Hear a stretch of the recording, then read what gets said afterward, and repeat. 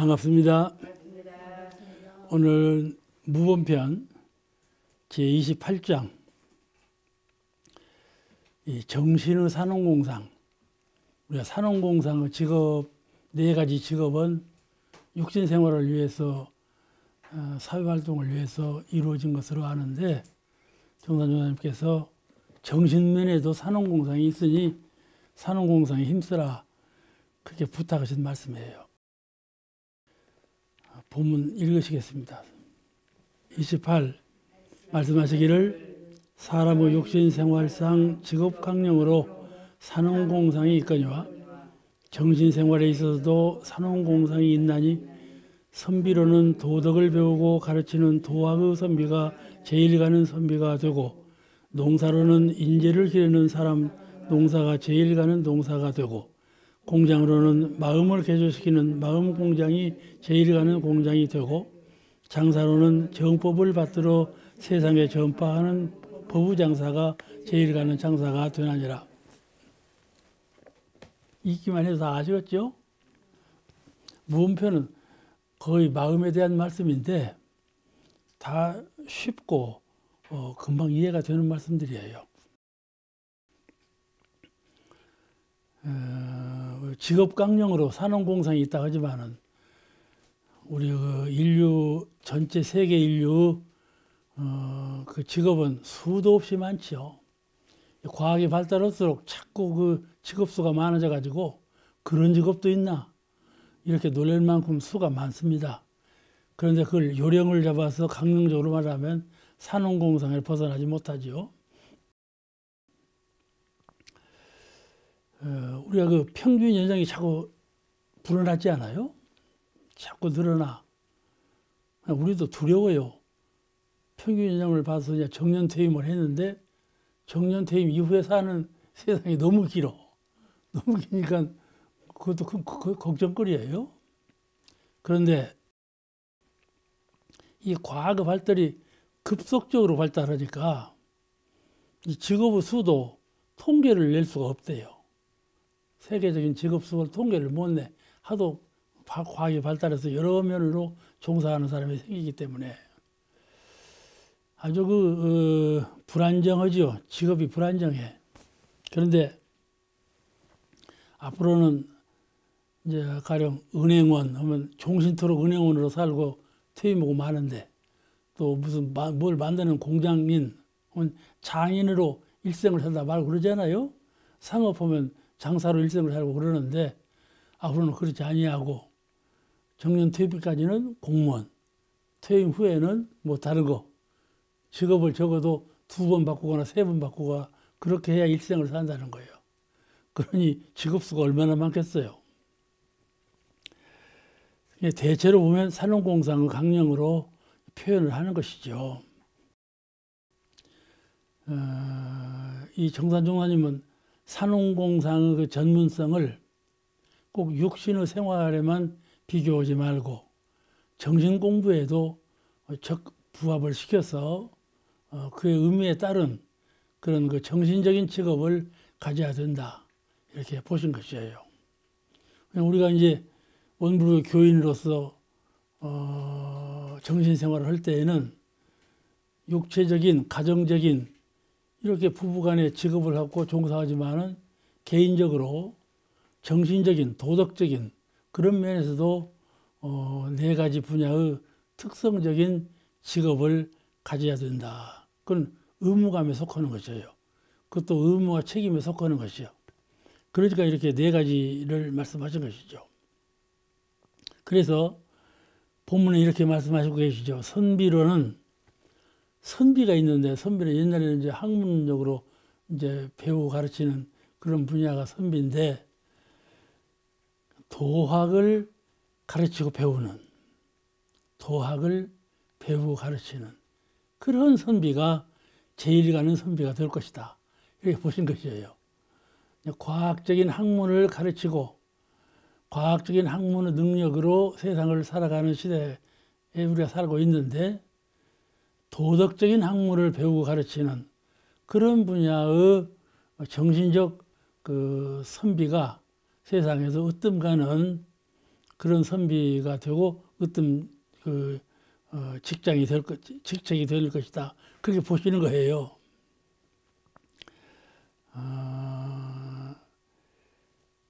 또 농사, 그 다음에는 농사인데, 농사는 이제 논농사, 반농사 여러 가지 농사가 있잖아요. 그런데 인재농사, 인농, 사람 농사를 잘 짓는 그 농사가 농사 가운데 제일 가는 농사가 될 거다.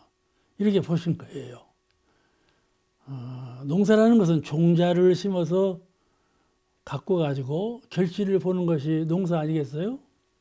그게 농사의 의미인데, 사람도 그 사람의 종자를 보아서 그 종자를 키워가지고 큰 결실을 보는 그런 사람 농사를 지을 줄 알아야 한다. 대개 이제 사람의 성격과 지능은 비슷비슷한 것 같아요. 그런데 사람도 지능과 지혜가 아주 서로 다르거든요. 그 종자가 달라.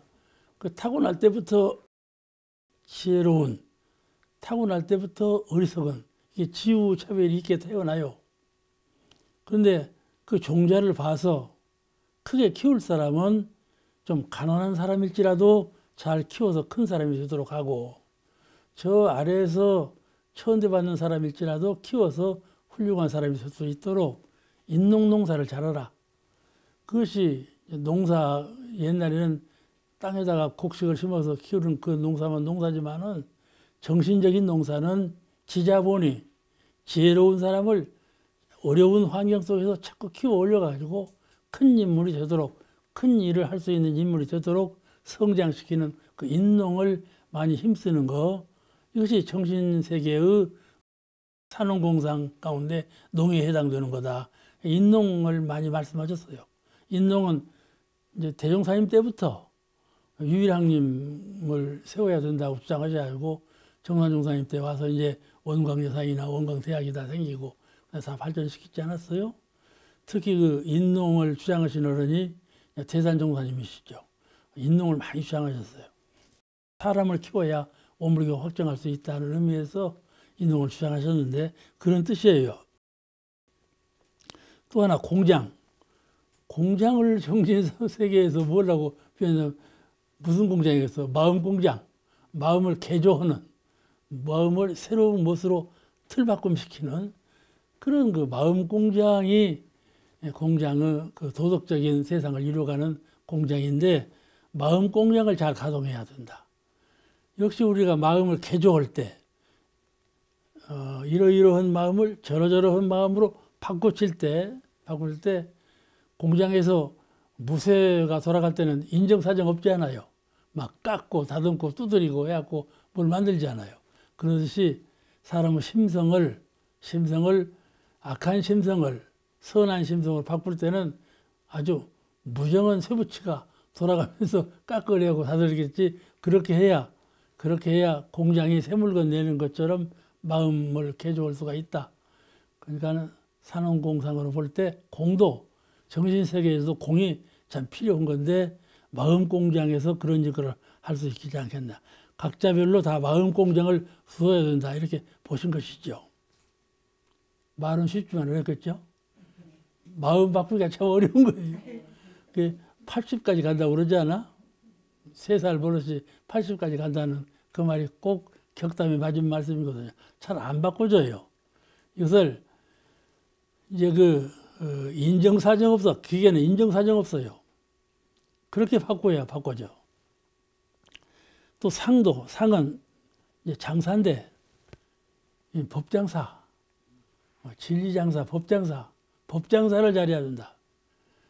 내가 이제 가령 상업하는 사람은 공장에서, 농장에서 생산한 물건을 갖다가 소비자한테 팔고 이익을 취해서 사는, 그게 상업인데, 거래하는 것이 상업인데, 우리 대도회상의 정법을 또는 사회 전반의 진리를 자꾸 포양해서 모든 세계 인류를 정법화, 불운화, 법으로 감화를 시키고 부처님의 은혜로 제도를 해서 그 아주 훌륭한 사회를 만들어가는, 그게 법을 잘 전달해야 된다. 그걸 법등이라고 그러죠. 서로 등불을 서로 옮겨받는. 내가 마음의 등불을 가지고 있으면은 그 등불을 나 안에만 두지 아니하고 등불을 저 사람에게 비춰서 붙여준다. 또 붙여주고. 그러죠? 우리가 대종사님께서 가르치는 교리를 나만 알고 있는 것이 아니라 저 사람에게 가르쳐 주려고 할 때 내가 교리 공부가 더 잘 되거든요. 내가 저 사람의 마음을 고치려고 할 때 내 마음이 더 많이 잘 고쳐져요. 내 마음에 고침이 없이 차고 사람 마음만 고치려면 안 고쳐지거든요. 그런데 다른 사람 마음을 고치려고 애를 쓰다 보면 내 마음이 먼저 고쳐진다니까요. 이것이 전법이에요. 내 안에 있는 마음의 실력을, 내 안에 있는 법의 등불을 저에게 옮겨줌으로써 내가 더 밝아지고 내가 더 지혜로워지는 그런 것이 마음의 상업이라. 그렇죠? 법장사. 장사도 해버릇해야 장사가 돼요. 입교도 말이죠. 내가 볼 때는 나는 교학에만 있어 나서 그런 걸 잘 아는데 누가 입교를 많이 시키는가 하고 보면 전혀 엉뚱해요. 저분이 그렇게 많은 수를 입교시킬 수가 있을까? 그런데 그분이 그냥 그 철떡 내려붙게 딱딱 붙여고 가져오거든. 꼭 지남철 같아. 그분 말씀은 같은 말씀인데 저분이 딱 알아듣고 붙어온단 말이죠. 그런 능력이 있는 것은 그 법장사하는 실력이야, 그것이. 그렇죠? 한 사람을 제도해 보면, 아, 사람은 이렇게 제도하는 것이로구나. 한 사람의 법을 전달할 때 법 받는 사람이 여러 가지거든요. 여러 가지 성질이 있는데, 저런 사람은 이렇게, 이런 사람은 이렇게, 법을 전달하는 법도를 많이 알아, 익히고, 그 실패한 거가 성공한 거들 비교해가지고 하기 때문에 가장 쉽게 하면서도 입교를 잘 시키고 교화를 잘하거든요. 그런 걸 보면 법장사도 능력이 있어야 되겠구나 그런 생각을 가져요. 산농공상 간에 정신면에서 보면 산농공상 네 가지 직업 강령이 전부 정신세계에도 활발하게 운영되어야 된다 그런 말씀이셔요. 우리가 육신 생활을 안락과 발전을 위해서 산업공상의 직업이 필요하지만은 그래서 이제 물질 계백이 중요하지 않아요? 물질 계백이 참 중요하죠. 옛날에 서가모니 부처님 당대 서가모니 부처님과 같이 큰 어른도 그 당시에 물질은 아주 형편없었거든요. 과학 문명은 형편없었어. 그냥 그 좋은 법이 과학과 딱 접목되지 않으니까 지금에 와서는 그 버려지는 법이 많단 말씀이죠.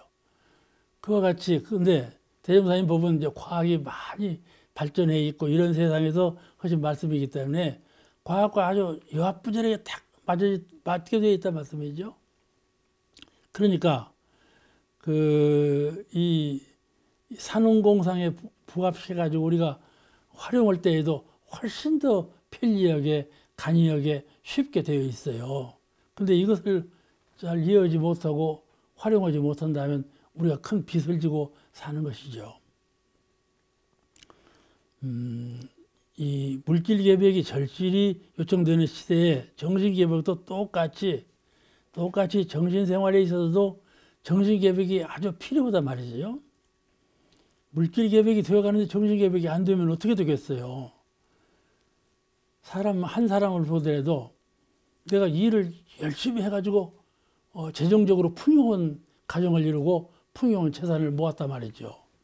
근데 그분이 안으로 정신세계에서 계백을 하지 못했다면 그에게 행복은 돌아가는 것이 아니죠. 행복이 돌아가지 않아. 제가 책을 읽어보니까 미국 사람이 하버드 대학 교수인데 70년간을 대대로 이렇게 연구해 왔대. 연구해 오니까 사람이란 무엇이 행복한가?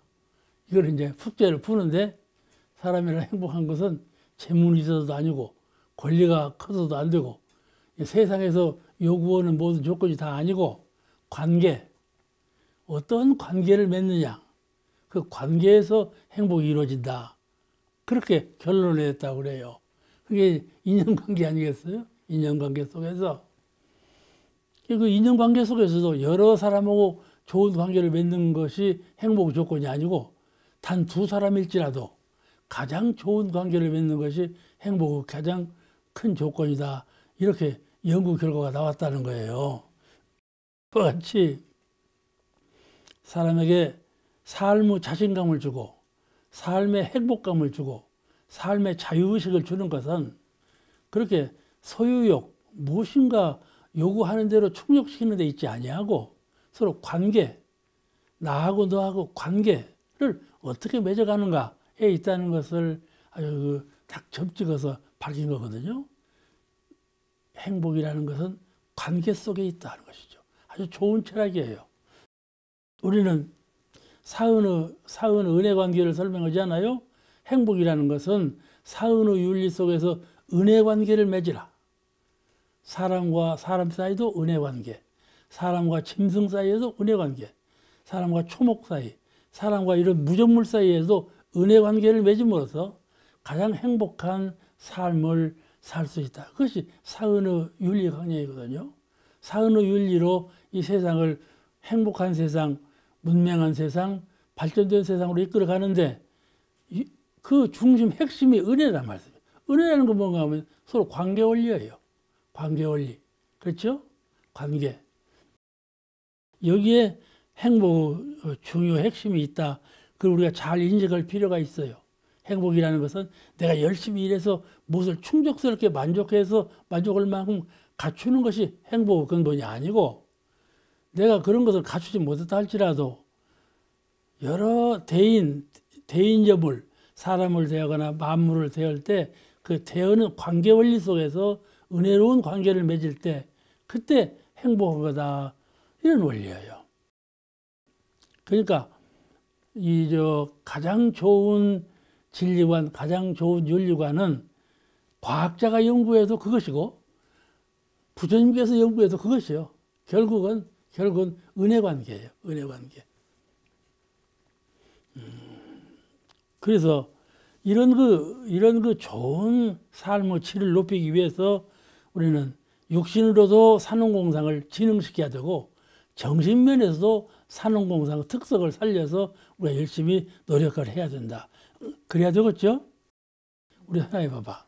나는 원불교인 하면 좀 한가한 생각이 나거든. 나는 사회인 하면 그냥 불똥 튀게 일해야만 되는 생각이 나고 나는 원불교인 하면 좀 한가한 마음이 난단 말이야. 근데 그것이 아니다 그 말이야. 종교인도 한가한 것이 아니다. 마음은 특히 한가하지만은 해야 될 의무와 책임은 세상 사람들이 하는 의무와 책임과 같은 거다. 의무와 책임이 그런 점에서 산업공상 의미를 한번 되새겨 보신 것이죠. 저도 참 양심에 갇히게 되죠. 누구를 만나도 늘 교화하는 목적으로 되어야 되는데 그래 안 되거든. 헤어지고 나면 아이고 내가 그걸 좀 할 걸 이런 생각이 날 때가 퍽 많아요.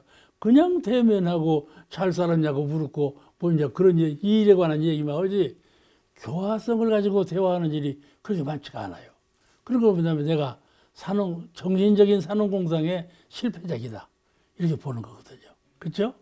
법장사를 잘해야 하는데 법장사를 실패하는 거야. 그러니까 산업공상이 별것이 아닌데 정사중 사님께서 얼마나 깊이 생각하신 건가요? 정신 공부하는 여러분도 정신사업을 하는 모든 대중도 전부 똑같이 산업공상의 그런 전문적인 특성을 살려서 역할을 해야 이 세상이 좋은 세상이 된다. 이렇게 보는 거예요. 꼭 물질면만 개발해가지고 좋은 세상 만들려고 해서 그런 좋은 세상에 들어가는 것이 아니고 정신면에서 역시 산업공상의 특성을 살려야 좋은 세상이 돌아온다. 이리 보신 거거든요. 그래서 여기 보시면 사의 입장에서 보면 선비의 입장에서 보면 도덕을 배우고 가르치는 선비가 제일 가는 선비가 되고 그래서 저도 지금 도덕을 가르치는 선비거든. 근데 지금 제일 가는 선비냐고 물어보면 제일 가는 선비가 아닌 것 같아. 그런데 제일 가는 선비가 되었다고 하니까는 도덕을 배우고 도덕을 가르치고 그런 선비가 제일 가는 선비가 되고 이거는 내 한 일진, 내 한 사람에서 무엇이 제일이냐면, 무엇이 제일입니까? 마음이 제일이죠. 그렇잖아요? 마음이. 그와 같이 가정도, 일반 사회도 무엇이 제일인가 하면 도덕이 제일이다 그 말이죠. 그 도덕을 위한 배우 가르치는 것, 그것이 가장 큰, 가장 그 거룩하고 훌륭한 사회에 해당되는 직업이 아니겠는가, 그 말씀이죠. 네, 지극히 당연한 말씀이에요. 미래 사회는 과학으로 전문하는 학문은 더 새로운 학문이 쏟아져 나올 것이 분명하죠. 참 과학같이 어쩌면 그렇게 발전시키는가 모르겠어요. 놀랄 만한 발전이죠. 상상도 못한 세계가 돌아오고 있거든요. 그런데 그러지만 그 직업도 그에 따른 직업이 무수히 자꾸 생겨나고 있어요. 그런데 이런 학문 중에서 가장 근본적인 중요한 학문은 도덕적인 학문이고, 도덕 분야를 가르치고 배우는 그런 그 선비가 가장 훌륭한 선비다, 이렇게 보시는 것을 생각해서 이 말을 아, 그렇구나, 이렇게 정신적으로 느껴지는 사람은 마음을 주로 사는 사람이고, 뭐 어디 그래 세상 살면 알지만은 그런 거에 그 뭔 필요 있어. 그런 생각이 드는 사람은 물질을 추종하는 사람이라. 그죠? 내가 나를 구제할 때 마음을 중심으로 구제하는 사람인가, 육신을 중심으로 구제하는 사람인가가 이거 딱 판이나. 이렇게 평이하게 하신 말씀이 마음 가운데 털렁하고 부딪힌단 말이에요. 아, 그렇지. 이것이 형상 없는 마음을 주체 삼아서 사는 사람의 근본이에요. 우리는 늘 육신이 뭘 바라는가, 내가 어디에 평소에 의지하고 사는가, 그 근본이 육신에 치우쳐져 있으면 이런 말씀이 그렇게 딱 들어오더라네요. 그런데 마음이 근본이로구나 하는 것을 철저히 아는 사람은 이 말씀이 아주 딱 파도처럼, 물결처럼 출렁거리죠. 또 농의 입장에서 본다면은 인재를 기르는 사람, 이것도 참 어려운 말씀이에요.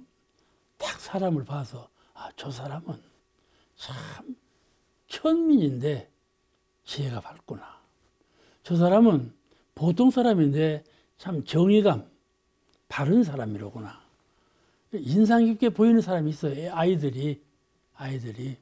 그럴 때 또 어른도 그렇고요. 어른도 그렇고 그 사람을 잘 상대해서 그 사람을 키우는 거예요. 알겠죠? 보통 사람처럼 대하는 것이 아니고, 사람을 보통 사람 대하는 것은 그냥 평범한 종교적인 심성이고, 그 사람 가운데에서 지우차별, 지혜가 특별히 있고 없고, 또 정의요, 의롭고 의롭지 못하고, 그런 차별을 보아서 도덕에 부합된 인물이 설령 아이일지라도 어른일지라도 내 눈에 탁 적합하게 보였으면 그분을 키우는 입장에서 키우라. 그분을 키워라. 근데 우리가 어린아이를 볼 때 어린아이는 키워야 되는 대상인데, 어린아이를 볼 때에도 그런 아이가 있으면 내가 모든 정신, 물질, 육신으로 그를 도와서 키우는 데 힘을 쓰고, 내가 가령 어떤 정사를 해요. 정치를 하거나 행정을 보거나 내가 여러 사람을 관할하고 살 때 어떤 사람을 등용해서 내가 쓸 건가 볼 때 그런 사람을 탁 점을 찍고 등용한다. 아시겠죠? 우리가 이거 사회생활을 하는 것은 선택이에요.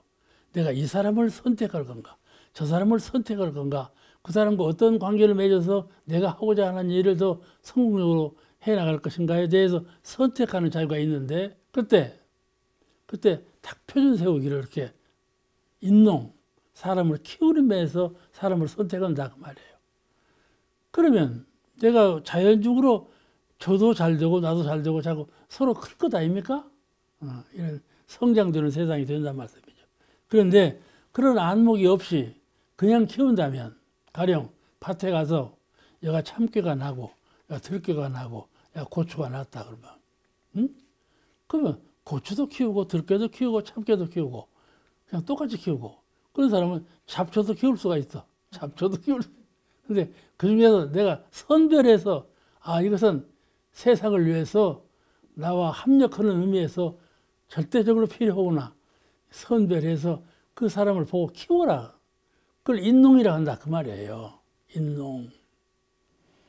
저희도 이 점이 참 약해요. 오늘 정사장소에 말씀하신 이제 정신세계의 산업공상 이거 참 부족한 걸 느껴요.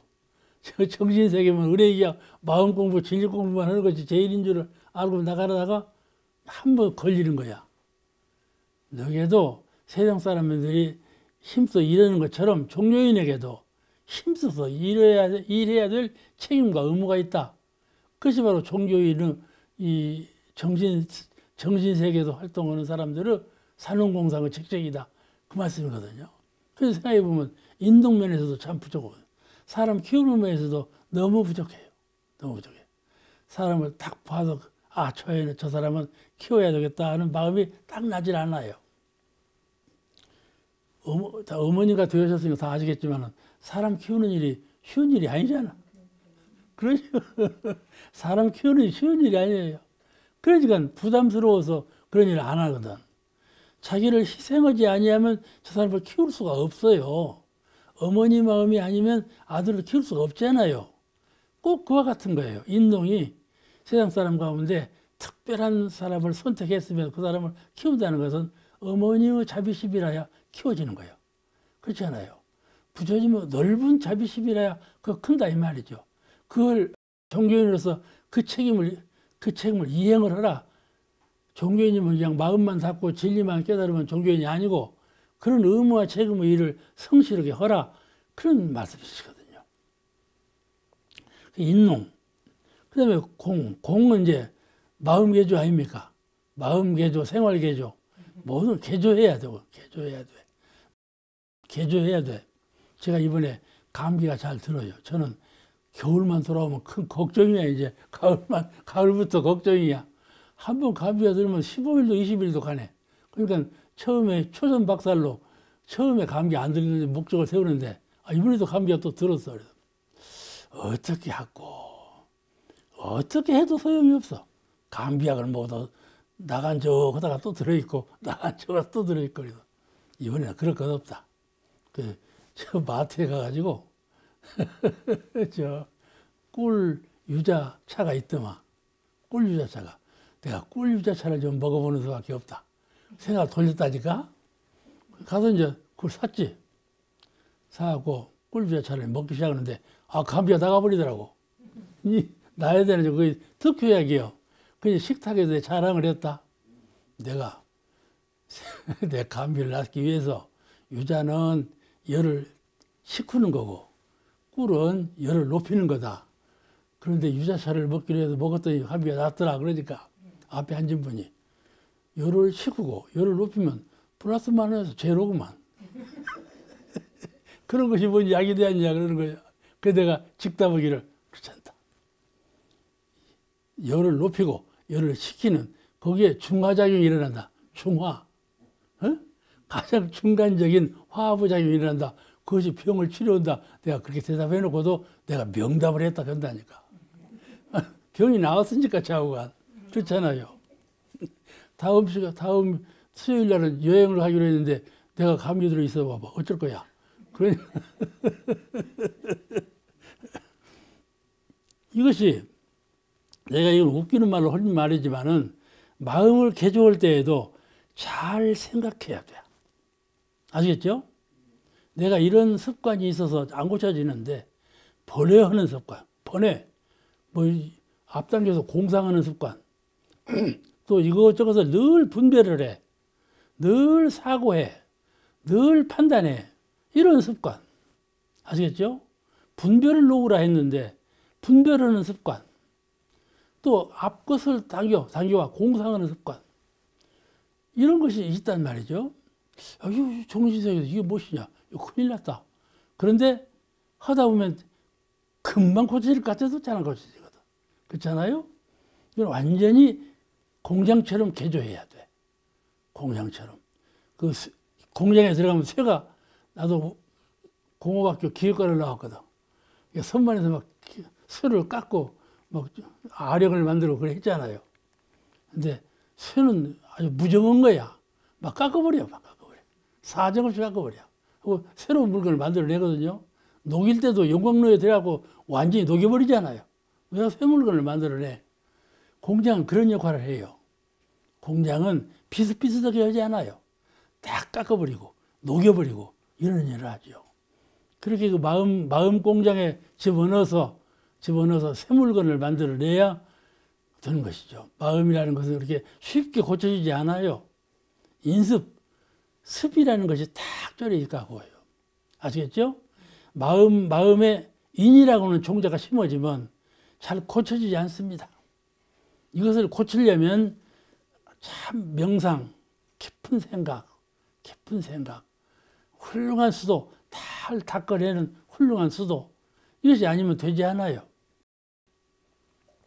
근데 우리가 정신세계에서도 자기 마음을 자기가 공장에서 소리를 깎듯이 잘 수련하는, 새 물건 만드는 이런 작업을 해야 된다. 안 되죠. 이번에 불교, 내가 다른 종단 얘기를 해서 안 됐지만은, 좋은 일이니까, 불교의 총무원장이시죠? 총무원장님하고 또 이제 연노오신 여러 어떻게가 이제 노스님들이 어디 내가 잘 모르는데 어디 조그마한 절에서 기도 생활을 한대요. 기도 생활을 하는 목적이 뭔가 하면 불교를 정화하자. 불교가 이렇게 자꾸 수태우면 안 된다. 정화하자 해갖고 노스님들이 그렇게 기도 생활을 한다는 거를 내가 읽었어요. 얼마나 훌륭한 일인가요? 그런데 내가 듣기로 어떤 큰 아주 유명한 절이요. 그 절에 전답이 많이 있어. 그 주지 스님하고 사무국장하고가 그 절 땅을 딱 팔아먹고 다른 데 도망가 버렸다고 그랬대. 이런 일이 참 큰 종단에서 아주 미랄 만한 일이지만은 이런 사고가 일어나지 않아요. 어떤 종교도 다 마찬가지예요. 불교만 그런 것이 아니잖아요. 기독교도 그러고요. 다 그런 일이 얼마나 많이 일어나는지 몰라요. 그러니까 이 정화 작업이 참 필요하죠. 그러니까 이런 것을 고친다고 하는 것이 그리 쉬운 일이 아니죠. 한 사람은 마음을 개조하는 일도 쉬운 일이 아니고, 한 종교 종단을 개선하는 일도 쉬운 일이 아니고, 정신계, 진리계에서 공부하고 수양하는 그런 세계에서도 이 산업공상의 정신이 살아나야 한다는 것은 참 우리가 새롭게 생각해야 될 일일 같아요. 상도 그래요. 상의 입장에서 본다면 장사 아니에요. 산업공상, 장사인데 법장사. 법장사 참 쉬운 일이 아니에요. 법장사도 요령 있게 해야지. 그냥 막 한다는 거예요. 되는 것이 아니에요. 좋은 물건 가지고도요. 요령 있게 해야지. 순서 있게 해야 되고, 상대편을 알아야 되고, 상대편을 알아야 그 사람이 맞는 걸 갖다 줘야지. 맞지 않는 걸 그냥 주려고 하면 그거 받는 거, 사람이. 그러니까 법장사 같이 어려운 것이 없는데, 이것도 해봐야 능이 나. 안 해보면 능이 안 나. 알겠죠? 화타원이면 몇 병이나 입교시켰어. 그래, 잘 안 되더라고. 나도 이제 조물주로서 후인을 키워야 되는데, 딱 꼼짝꼼짝 세면 4명이요. 출가를 시킨 게 4명이 되더라니까. 그런데 내가 시킨 건 어림도 없어. 훨씬 많이 한 분들이 훨씬 많아. 그런 거 보면은 상대방을 이렇게 제도한다는 일이 그 쉬운 일이 아니란 말이죠. 나는 손님이 와도 커피 영접을 할 줄은 몰라. 그렇지 않아요? 내 방에 오셨잖아. 근데 커피 대접 안 받았잖아. 그건 내가 커피를 안 마시기 때문에 그래요. 커피를 안 마시기 때문에 커피 대접할 줄을 모르네. 그와 같이 누구를 대면해서 안에 법에 대한 즐거움과 법에 대한 그 지혜가 확충되어 있으면 그 넘칠 것 아닙니까? 넘칠 거 아니겠어요? 그것이 부처님의 자비인데 광명이 넘치게 밝아도 비치는 것이고 자비가 충일하게 충만되어 있어도 미치는 거고 자비가 미치고 광명이 비추는 건데 그렇게 안 되거든요. 그렇게 안 돼요. 지나간 후에서 아이고 내가 이렇게도 할 걸 저렇게도 할 걸 이런 마음이 난단 말이죠. 그러니까 이런 것을 잘 생각해서 이 시간이라는 것이 참 소중해요. 시간. 이 물결, 이 큰 강물처럼 흘러가는 이 시간이 참 소중한 건데 이 세상에서 가장 소중한 것은 시간이에요. 시간처럼 소중한 것이 없는데 그냥 허송으로 막 보내지거든요. 그러니까 이런 것에 그 정신을 더 챙겨서 오늘 정사님에게 말씀하신 산업공상의 정신계에서도 산업공상의 정신이 살아있어야 정신계가 부활하고 온 인류가 훌륭한 사회로 발전될 수 있을 것이다. 이런 전망의 말씀을 우리가 잘 기억해야 할 것입니다. 그래서 사람은 영육간에 빚을 지지 않는 사람이 되어야 돼요. 영육간에 빚을 진다 하면은 물질로 육신으로 빚을 지는 건 빚으로 아는데 영적인 빚, 내가 정신적으로 영적으로 혼을 가지고도 해야 될 역할이 있는데 그 해야 될 역할을 하지 않는다고 말이에요. 그렇죠? 우리 소명한 바가 있다. 진리계로부터 너는 이런 일을 해라 하는 책임과 의무를 받은 것이 있다 말씀이에요. 근데 그걸 받은 줄을 몰라. 그러니까 그렇게 하지 말고 정신적인 공부하는 사람 입장에서도 이러이러한 소명의식, 나에게는 부처님의 지혜 해명을 받고 법신불 사은의 은혜와 진리의 은혜를 입고 이렇게 수도자가 돼서 수자로서 해야 될 의무와 책임이 있다는 것을 잘 반성해서 여기 유감이 없도록 해나가야 된다. 그래서 영적인 빚이 없도록 육체적인 물질적인 빚만 빚으로 알지 말고 영혼적인 정신적인 빚을 지지 않도록 그렇게 해야 되겠다. 그런 생각을 갖습니다. 그 다음 29장.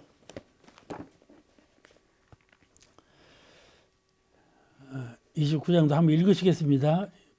29 말씀하시기를 물질이란 우리의 일상생활에 보조받게 되지 않는 것이요 끝까지 놓을래야 놓을 수 없는 것은 우리의 마음이니 우리는 항상 내 마음에 삼대력을 쌓고 또 쌓아 영원한 세상을 위하여 항상 미리 준비하여야 하느니라.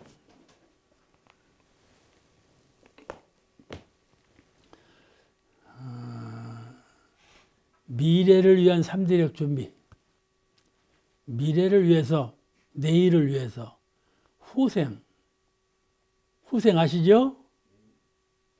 대답이 한 번밖에 안 나와. 늘 후생을 인식해야 돼요. 영생을 산다는 마음. 이 마음이 있어야 큰 사람이 돼요. 이 마음이 없으면 준비할 줄을 몰라요. 기초적인 것을 다듬을 줄을 몰라. 자꾸 이 덤덤하게 쌓아 올리는 거 요것만 생각하지 가장 밑뿌리 근본을 갖출 줄을 몰라. 근본을 갖추는 사람은 이 근본이라는 것은 매우 미약하고 작은 것이지만 세월이 갈수록 흑룡하는 것이 근본이거든요. 그렇지 않아요? 그러니까 앞으로 내가 오랫동안 산다고 걱정하는 분은 지금 내가 무엇으로부터 새 출발해야 하는가, 어떤 종자의 마음을 키워가야 하는가에서 새로운 각성이 생겨나요. 오랫동안 내가 산다는 걸 생각하는 분은 기초적으로 무엇을 내가 일구어 나가야 되겠는가 하는 것을 다시 한번 점검하게 된다고 말이에요. 그러니까 미래를 위하는 사람은 내일을 위하고 10년 후를 위하고 후생사를 늘 마음에 두는 사람은 3대력을 준비한다. 마음의 3대력을 준비한다. 그러니까 언제든지 공부를 하거나 일을 하거나 사업 생활을 할 때 항상 3대력을 준비하면서 3대력으로 그 일을 취사해 나가는 그런 공부를 열심히 한다. 게을리하지 않는다. 오늘 말씀은 그 말씀이에요. 그래서 여기서 하신 말씀이 물질이란 우리의 일상생활에 보조물밖에 되지 않는다. 그렇게 선언을 하셨어요. 보조물밖에 되지 않는다. 물질이라는 것은. 물질은 뭡니까? 육체. 육근이 물체죠. 물질이죠. 그죠? 그 다음 내가 내 집, 내 소유하는 밭, 전밭 다 은행에 맡겨놓은 돈, 이건 다 물질이죠. 내가 기사를 보니까 어떤 분이 그랬어. 은행에 맡겨놓은 돈은 조이 조각이다. 아니, 갖다 써야 되겠다. 맡겨놓았자 주면 그만 아니냐. 그러니까 갖다 써야 되겠다. 여행도 가고 막 쓴다고 이렇게 그 기사를 써놨어. 그래서 이 사람 이제 죽기 전에 마우겠다. 그러면서 본 일이 있는데 세상에 사람이 물질을 꼭 그 저축해 놓은 물질을 말이죠. 꼭 써야만 될 일은 없잖아요. 에? 필요한 데만 쓰고 남은 일은 놔두지. 남은 것은 조이 조각이다. 이렇게 생각하면 안 되는 것이죠. 물질이란 필요한데 필요에 의해서만 쓰는 것이지 필요 이상으로 하는 건 낭비죠. 가난해서 못 먹고 죽는 사람도 있는데 그렇게 살면 안 되잖아요. 생각을 바꿔야죠. 근데 일반적인 사회 사람들은요, 그렇게 생각을 해요. 물질을 그렇게 생각을 해요. 그런데 물질이라는 것은 일상생활에 보조물밖에 되지 않는다. 그렇게 말씀하신 거예요. 보조물. 내가 필요한 것을 쓸 때 도와주는 그것뿐이다. 그 말씀이죠. 내가 필요한 것을 쓸 때 도와주는 그것이 물질이다. 그 말이에요. 그런데 이 물질은 그래서 보조물이니까 필요 없을 때는 필요 없는 것 아닙니까? 근데 마음이라는 것은 그와 정반대로 보조물이 아니라 마음은 주인공이다. 내가 놓을 수가 없는 주인공이요. 물질이라는 것은 보조물이기 때문에 놓아버리면 놓아져 버리는 거지. 버리려면 버려져 버리는 건데 버릴 수가 없는 것은 우리의 마음이다. 그 말씀이죠. 그러니까 우리가 지금 여기서 공부하고 있잖아요. 공부하고 있니 공부 필요성을 잘 느끼는 분은 어떤 분이 공부의 필요성을 느끼고 꼭 공부를 하려고 하는가 하면 마음의 체를 세운 분이에요. 내가 이 세상을 왜 사느냐? 내 참된 생명이 무엇이냐 하는 것을 확실하게 깨달은 분은 그렇잖아요. 마음이 항상 주인공이 되어 있어. 내 이 색신의 육신의 주인공이 되어 있는 것이 아니고 이건 보조물이야. 그림자예요. 나의 정체성은 내 마음에 있다. 그 말씀이죠. 그죠? 마음에 있는 것이에요. 그렇기 때문에 마음은 항상 놓을래야 놓을 수가 없어. 마음이 나인데 어떻게 마음을 놓습니까? 물질은 놓으면 놓아지죠. 그건 내 것이 아니니까. 물질은 놓으면 놓아지는데 마음은 놓을래야 놓을 수가 없어. 그렇잖아요? 마음도 놓고 살 수가 있습니까? 그렇죠?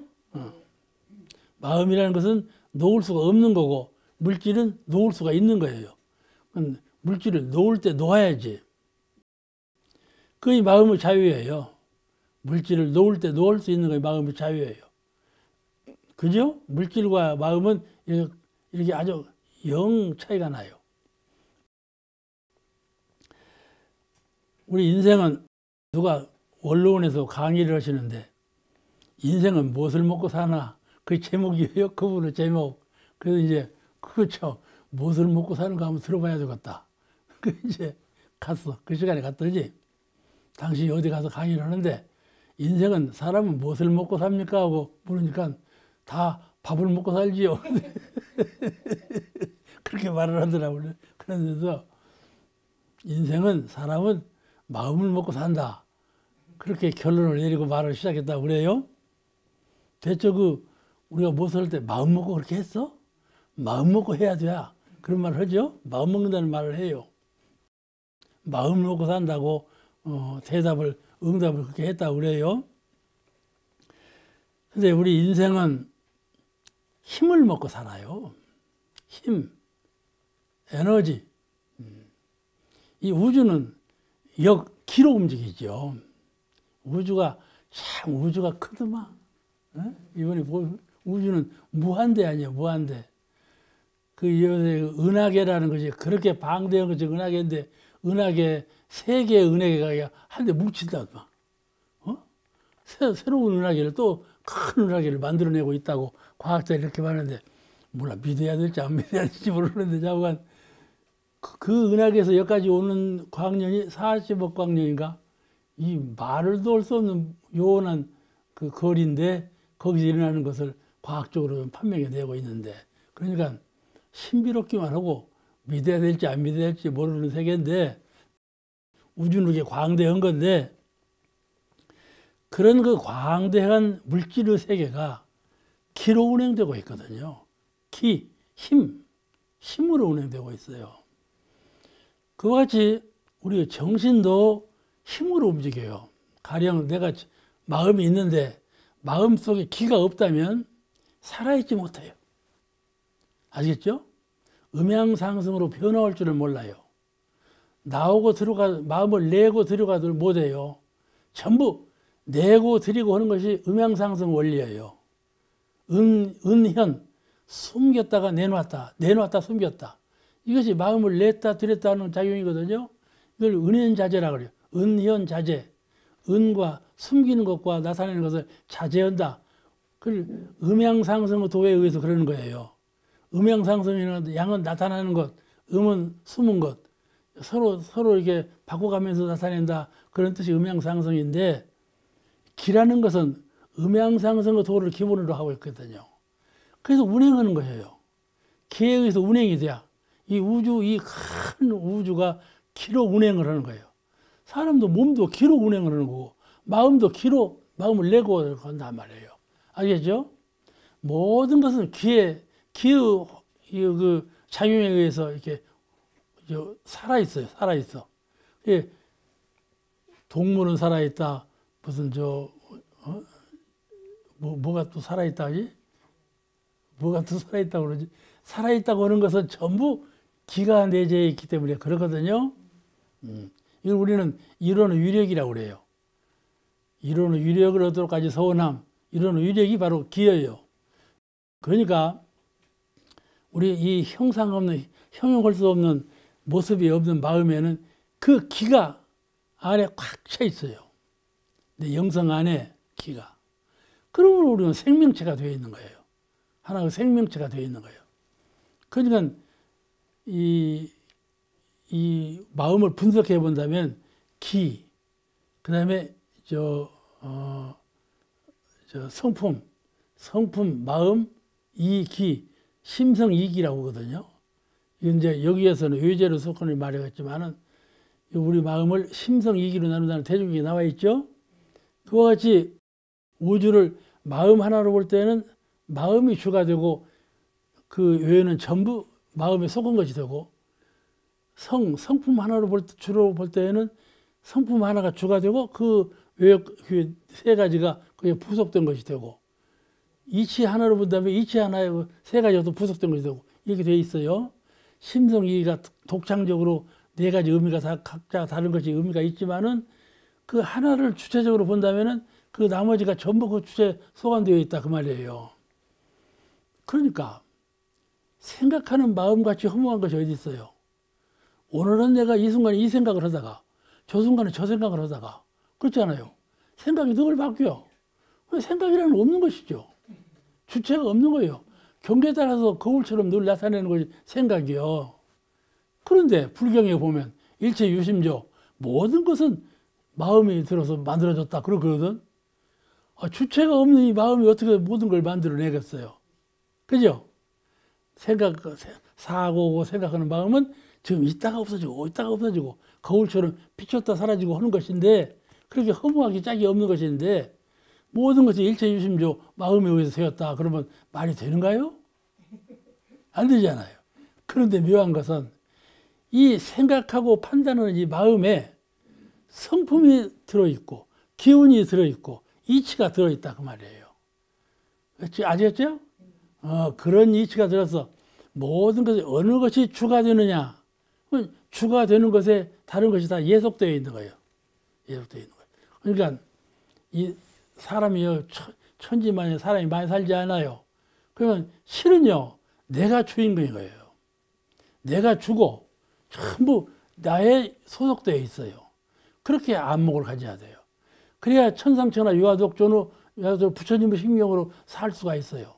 나를 평범한 저 대주고 같은 사람이다 이렇게 보지 말고 나는 천상천하의 유아독존 같은 부처님의 독존이시다.